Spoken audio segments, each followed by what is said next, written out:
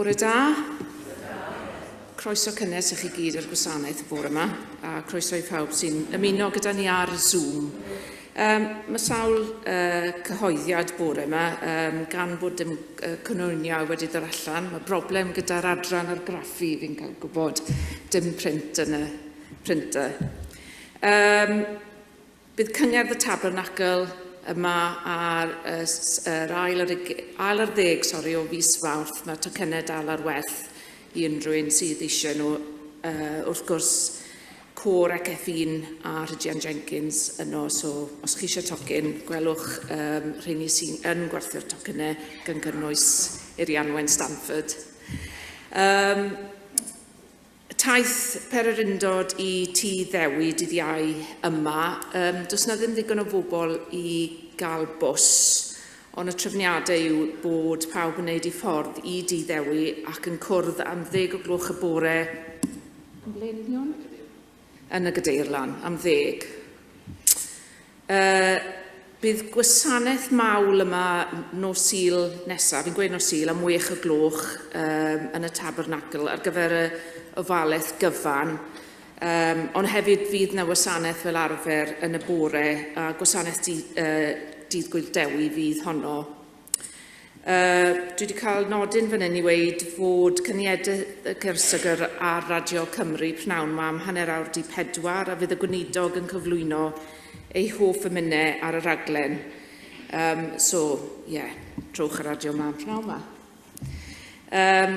Hoffwn ni ddiolch i bawb nath gyfrannu tuag at yn casgliad ni fel teulu tuag at ysbyty Felindre rhyw 2 wythnos yn ôl, godwyd rhyw 365 ar y bore hynny. So, diolch o galon i chi gyd. Ni wedi casglu 1,835 hyd yn un gyda tharged o 2,000, a fe fydd yn mynd ar ei daith ar y 3 ar 10 o mis Mawrth. Ond diolch o galon i chi gyd o ran y teulu a pawb nath helpu ar y bore hefyd. Dydd Gwener yma, mae yna wasanaeth i goffa JPR Williams yn y Gadeirlan yn Llandaff, a mae'r côr y capel yn canu yn y gwasanaeth, a yn briodol i ni gyhoeddi hwn bore yma gan fod JPR wedi bod yn aelod o'r côr am flynyddau. A nawr newn ni'r casgliad, os gwelwch y dda. O ddew i'n tad meddwl as, saith derbyn yr hoddion hyn i waith dechrys i. Ac wrth i derbyn nhw dyn ni'n gofyn sy'n derbyn na hynny dyn ni bod. Gan y bod ni'n gofyn i nhw yn enw at y gyddiant yn hapus.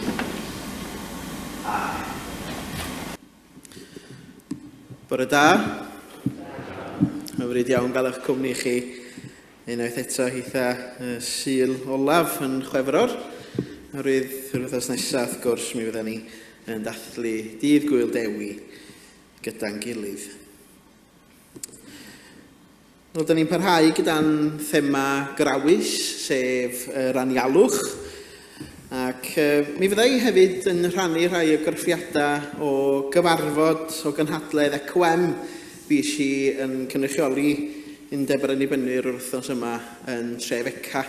Ac felly mi fyddai'n rhannu rhai o graffiadau i chi o'r gynhadledd honno hefyd, yn ogystal â dod at yn thema ni.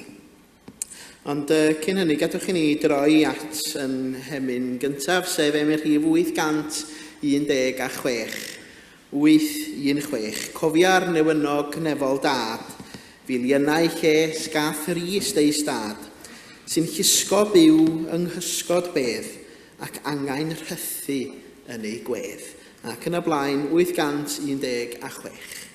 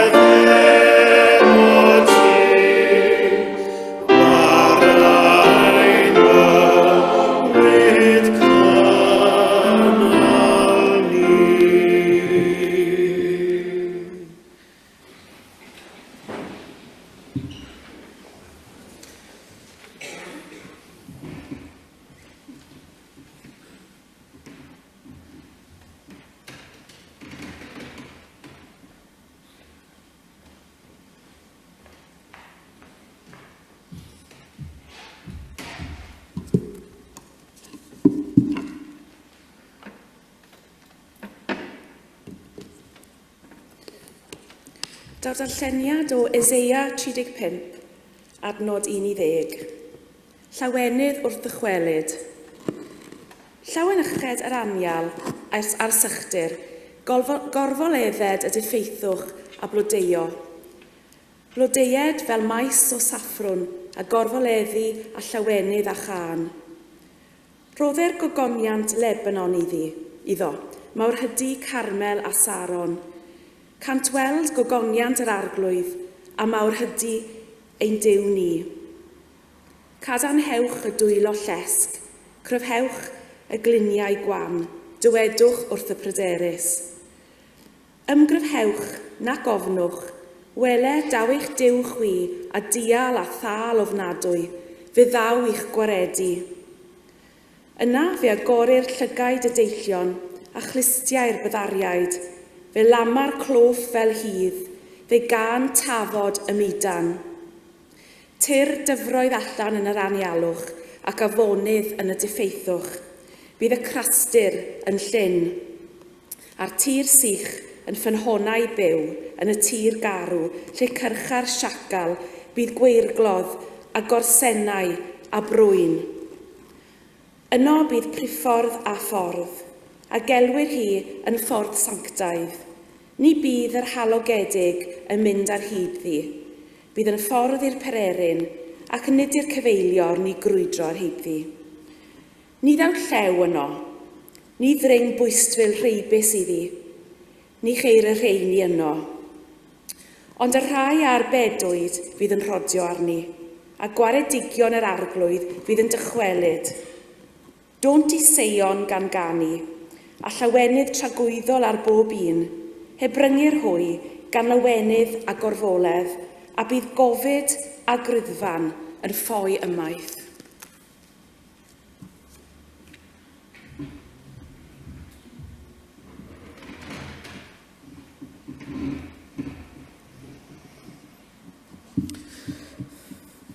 Diolch am y darlleniad yna ar yn cyfar ni bore yma. Ydych ni barhau drwy ganu emyr hi 854. 854. Yn gymaint i ti gofio un o'r rhain a rhannu'n hael dy grystyn gyda'r tlawd. A chynnu llaw i'r gwan oedd gynt ar lawr a'i arddel ef yn gyfaill ac yn frawd.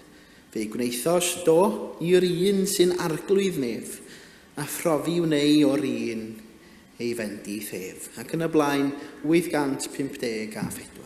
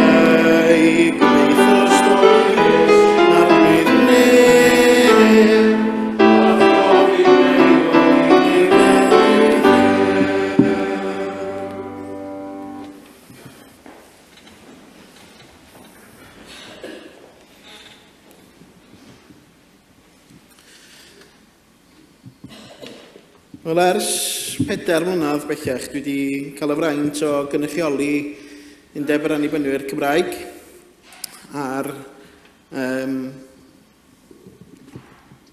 cynhadledd ECOM, cynhadledd blynyddol ECOM, yr Annual Members Meeting mae'n cael ei alw.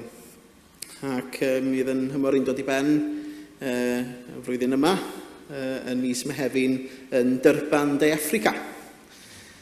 Ac bob tro cyn cynhadledd ECOM, mae yna gyn gynhadledd lle mae rhanbarth Ewrop i gyd yn dod at ei gilydd. Oherwydd mae yna 5 enwad sydd yn perthyn i rhanbarth Ewrop, Cyngor y Genhadaeth Fyd Eang, sef yr Annibynwyr, yr Eglwys Presbyteraidd Cymru, Congregational Federation, yr United Reformed Church ac Eglwys Protestannaidd yn yr Iseldiroedd. Ac mae o'n gyfla i ni gyd dod at ein gilydd i drafod thema y gynhadledd sydd yn mynd i fod yn Nyrban yn Affrica. A'r thema y flwyddyn yma ydy Rise to Life Together in Transformation. Codi i fywyd gyda'n gilydd mewn trawsnewid. Thema sy'n yn herio ni fel teulu ECOM i feddwl sut mae trawsnewid yn edrych gyda'n gilydd ynddo. A mae'n bwysig yn bod i'n adrodd yn ôl i chi ac oherwydd bod o'n ymwneud â ni fel eglwysi unigol yn ogystal. Yn gynhadledd o gynna ni yn Trefeca eleni, fe gawson ni 3 darlith mewn gwirionedd. A'r cyntaf ohonyn nhw gan merch o'r enw Tandi Joko De Jong. Ac yn wreiddiol o Malawi, ond sydd bellach yn byw yn yr Iseldiroedd. Ac roedd hi'n sôn am y thema codi i fywyd bod a'n gilydd mewn trawsnewid. Mwyn bod a'n gilydd mewn trawsnewidiad ac mewn trawsnewid, mae rhaid i ni'n gyntaf yn does i ddod i delera gyda'n gorffennol ni'n hunan. Ac pan mae rhywun yn meddwl am drawsnewid ac wrth edrych ymlaen, ellith neb mewn gwirionedd symud ymlaen heb iddyn nhw edrych yn ôl yn gyntaf. Edrych beth sydd yn y gorffennol. Mae'r un peth amdano ni fel unigolion, fel eglwys ac fel enwadau, fel Cristnogion yn ogystal. Ond dwi wedi sôn amdan hyn o'r blaen efo chi, mae ECOM a phrosiect sydd yn edrych ar ei... chi'n gwybod, mi oedd ECOM yn anffodus wedi edrych i mewn i'w hanes a di gweld bod hi wedi bod yn anuniongyrchol felly yn ymwneud â'r transatlantic slave trade ychydig o flynyddoedd yn ôl, wel, dros 200 mlynedd yn ôl. Ac mae ECOM dros y flwyddyn 2 diwethaf wedi rhyddhau prosiect o'r enw The Onesimus Project, a da chi wedi clywed am hwn o'r blaen genna fi. Ond lle mae ECOM yn gwneud ymddiheuriad cyhoeddus bod ti wedi bod ynghlwm a hwn yn anuniongyrchol felly. Oherwydd mi o'na un hanes oedden ni'n drafod yn ystod y gynhadledd, un peth sydd wedi digwydd sydd yn anghyfforddus iawn i bobl ECOM sôn amdano fo, oedd yn y Caribi fod bobl oedd wedi i caeth wasnaffu felly, bobl oedd yn gaethweision, pan oedden nhw'n dod i'r eglwys lleol yn Jamaica, roedden nhw'n cyfrannu, reit, yn casglu yr offrwm felly, a bod yr offrwm yna wedyn yn mynd i waith ECOM ynde, yn mynd i waith cenhadon ar draws y byd. Ac mae hwnna yn rhan dywyll iawn o hanes ECOM bod caethweision yn benodol felly wedi gweld yr arian, bod nhw wedi rhoi harian prin nhw felly i waith genhadaeth. Ac felly drwy'r prosiect Onesimus yma, y bwriad ydy i draws newid ynde, i wneud yr ymddiheuriad swyddogol yna a chyhoeddus ac i drio symud ymlaen. Da ni fel pobl yn gallu credu weithiau does nelo a be ddigwyddodd ddoe ddim byd i wneud â fi. A da ni'n gallu teimlo fel unigolion, fel Cymru, fel enwad, fel Cristnogion. Ond mae rhywun yn dod at ddiwnyddiaeth yr imago Deo, fod pawb felly yn rhan o deulu Duw ynda. Os oes un rhan o'r corff yn dioddaf, rydyn ni gyd yn dioddaf yn dydyn. Mi roedd yna hefyd person arall yn siarad yr enw Luciano Covacas, oedd yn dod o'r unol daliaethau.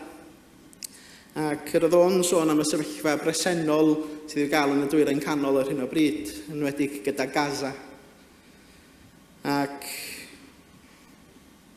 dyma sefyllfa oedd wedi'n rhannu ni yn y gynhadledd ac wedi rhannu pobl, mae'n rhannu Cristnogion ar draws y byd heddiw.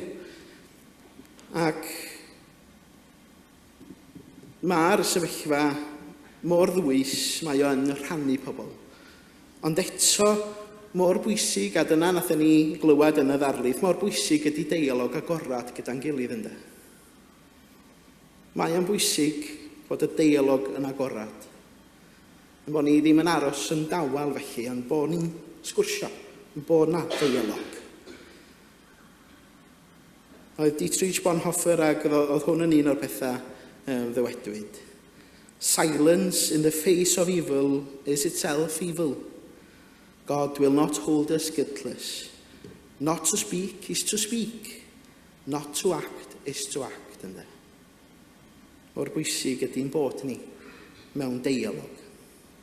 Ac yna darlith arall oedd gan berson yr enw Iasmin o'r Iseldiroedd arweiniodd sgwrs yn o ddifyr a heriol ar newid hinsawdd.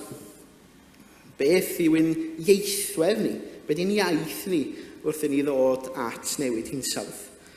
Ac hefyd, be ydy'n gweithredoedd ni wrth i ni ddod at newid hinsawdd? Mae'n bwysig cyffesu, meddai, ein diffyg gweithredu yn ogystal a llawenhau yn yr hyn rydyn ni'n gweithredu arno fo. Tra bod miliynau bobl a'r rhan fwyaf o deulu ECOM yn gweld effaith newid hinsawdd yn uniongyrchol felly, yn effeithio arnyn nhw'n fwy na mae'n effeithio arna ni, mae'n bwysig yn bod ni yn gweithredu ar newid hinsawdd. Ac hefyd, fe oedd llywydd presennol ECOM, sef Lydia Neswange, a fe oedd Lydia'n siarad i gynhadledd i gyfarfodydd blynyddol yr undeb ychydig o flynyddoedd yn ôl. A mae hi yn hanfon i chyfarchion, a mae hi yn dod o Zimbabwe, wrth gwrs. A mae'n bwysig yn bod ni yn clywed straeon yn gilydd, a dyna oedd yr un peth ddoth drwodd yn ystod y gynhadledd, ydy'n bod ni'n clywed straeon yn gilydd, yr hyn sydd yn digwydd yn yr eglwysi lleol yn yr Iseldiroedd, yma yng Nghymru, yn yr eglwysi hynny sy'n perthyn i ECOM ar draws y byd.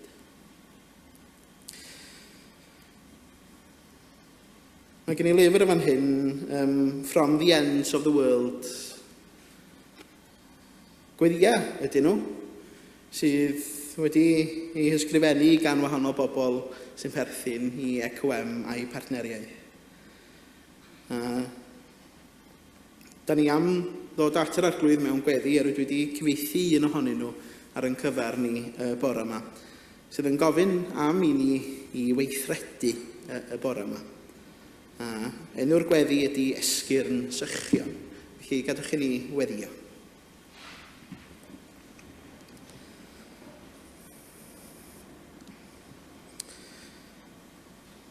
Dyw bywyd, rydyn ni yn byw mewn dyffryn o esgyrn sychion.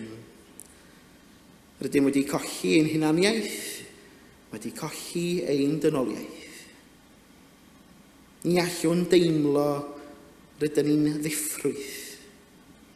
Ni allwn festyn allan at y tlodion. I'r rheini rydyn ni wedi gwahanu yn grefyddol ac yn alltudion cymdeithas. Rydym wedi anghofio ein bod. Mae'r greadigaeth gyfan yn gryddfan. Dyw bywyd rydyn ni'n byw mewn dyffryn o esgyrn sychion. Rydym wedi colli'n hunaniaeth, wedi colli'n dynoliaeth. Rhyfeloedd, lladd, terfysg. Mae gwrthryfel yn ynmygu. Mae tranc yn digwydd ym mhob cornel. Angau yn dod i bobl cyn eu hamser. Pob tic o'r cloc. Plant a menywod yn cael eu caeth wasnathu pob dydd yn ei miliynau. Ein cymunedau'n chwalu, heb fywyd ac yn anrhefn llwyr. Dyw rydyn ni'n byw mewn dyffryn o esgyrn sychion, rydyn ni wedi colli'n hunaniaeth, wedi colli'n dynoliaeth. O disgyn arnom unwaith eto. Bydde di dysbryd adfer ein dynoliaeth gyfan. Bydde di ni defelychu unwaith eto. Galluoga ni i gyffwrdd a'n cymdogion gan adeiladu undod. Galluoga ni i adeiladu heddwch a sefydlu cyfiawnder yn ein perthynas. Galluoga ni i chwalu'r rhwystra sy'n chwalu'n cymunedau. Galluoga ni i adeiladu pontydd sy'n ein gwahanu ni oddi wrth ein gilydd. Traws newidia'r dyffryn hon o esgyrn sychion, i mewn i gau chwarae o blant Duw.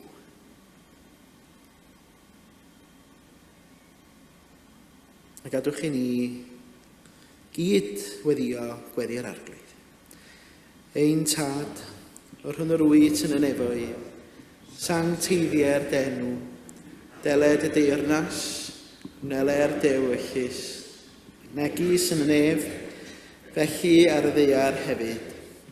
Dyroi ni heddiw ein bara benyddiol, a maddau ni ein dyledion, fel y maddeuwn unau i'n dyledwyr, ac nac arwain ni brofedigaeth, eithyr gwared ni rhag y drwg, gan i seiddo tiw'r deyrnas, a'r nerth, a'r gogoniant, yn oes oesoedd. Amen.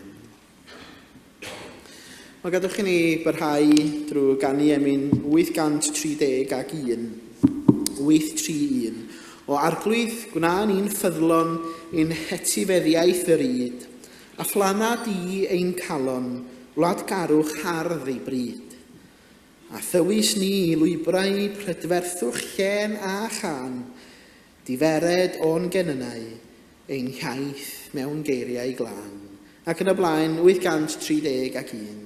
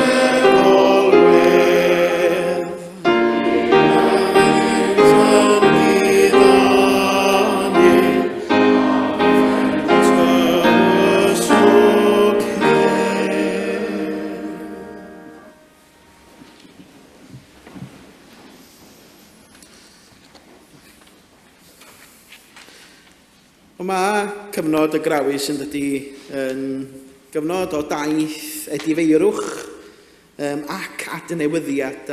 Dyna'r gair ynde, yr adnewyddu, gwneud pethau o'r newydd eto.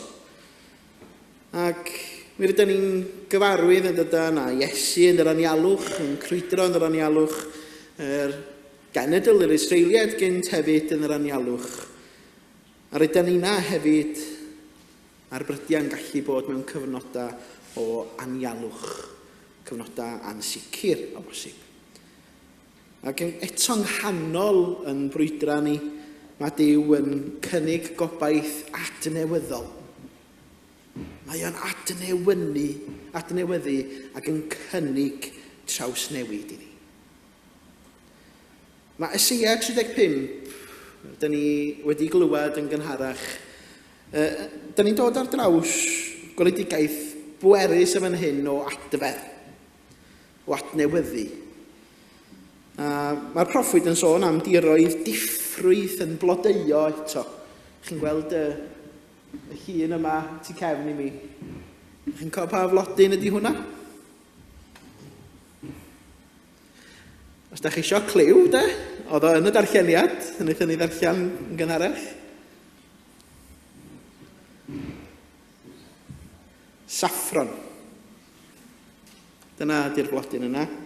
Y saffrwm. Ac mae o'n flodyn sydd ond yn tyfu mewn gwirionedd ar diroedd sych yn yr anialwch. Ac mae o'n flodyn gwerthfawr iawn hefyd. Ond sôn mae yr proffwyd am diroedd cyfan o anialwch yn troi allan fel hyn ynddo. Mae o'n sôn am y dall yn gweld y byddar yn clywed a'r cloffion yn llamu. Mae yna neges o obaith yma yng nghanol anobaith. O ola yn torri'r trw'r tywyllwch ynddo. Mae'n gwrs da chi wedi codi yn forau iawn pan mae dal yn dywyll a wrth gwrs da ni'n gwneud hynny'n amlach yn ystod y cyfnod yma na gaeaf. Ond yn gweld y wawr yn torri ynddo, gweld y gola yn treiddio drwy'r tywyllwch. A mae yna rhywbeth braf amdano fo'n does. Mae yna gymaint o anobaith o dywyllwch yn y byd ni fel o'r o'n i sôn pan ni'n sôn am ECOM yn gynharach. Pan dyn ni'n sôn am Gaza, am y Dwyrain Canol, am Yemen, am yr Wcrain, am anghyfiawndera, am hiliaeth, am dlodi, am newid hinsawdd, am poloreiddio gwleidyddol. Ia, yn aml iawn gallen ni gael yn llethu gan hyn. Ond, mae o'n gyfle i ni hefyd i rannu goleuni a heddwch a gobaith yr arglwydd Iesu Grist yn ogystal. Wrth i ni deithio drwy'r grawys, da ni'n cael yn galw i fyfyrio ar neges yma o obaith. Ac i chwilio amdano fo yn bywydau ni'n hunan hefyd.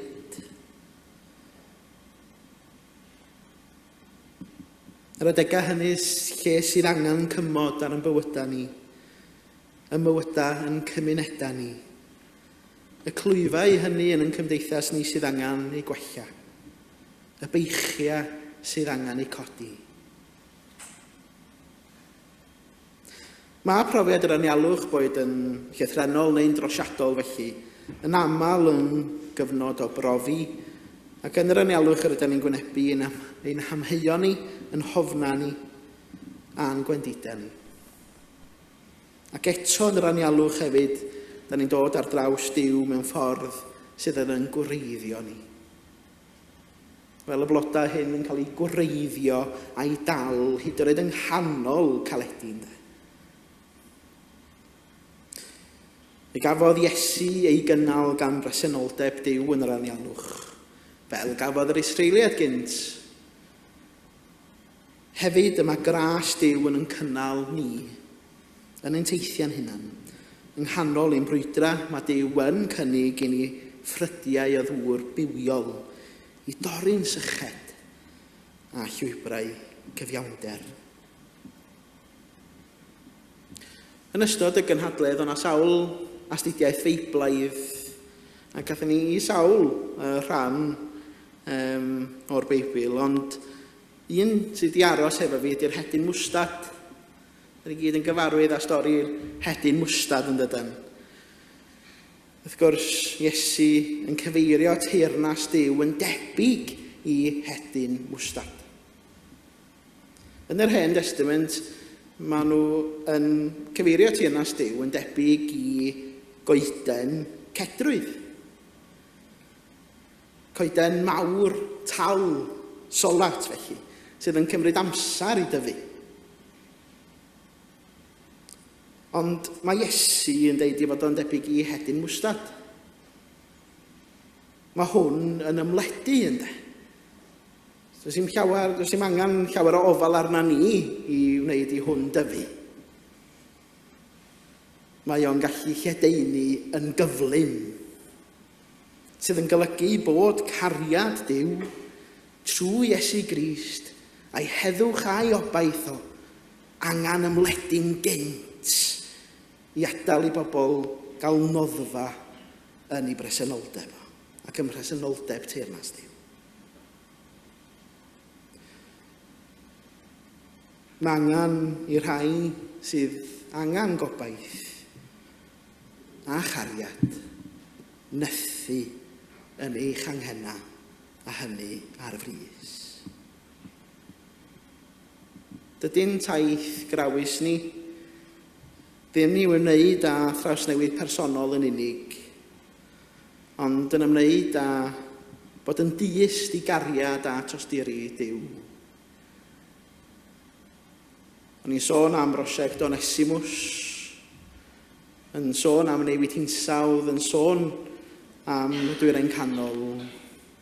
Mor bwysig ydi bod yn dyst, i dosturi yn ein byd ni. Yn bod ni yn tosturio yn ogystal fel nath Iesu dosturio wrtho ni.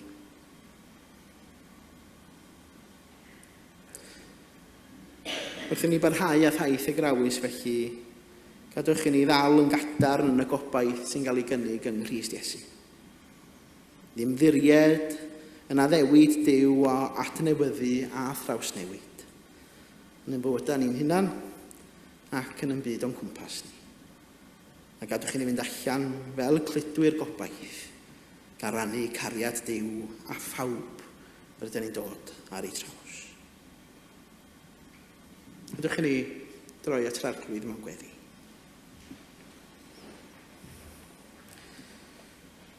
Dyw grasol, da ni'n diolch i ti am y gobaith, yr wyt ti'n ei gynnig i ni yng nghanol ein profeda o anialwch, a bydde di ysbryd yn harwain ni ar daith y grawys.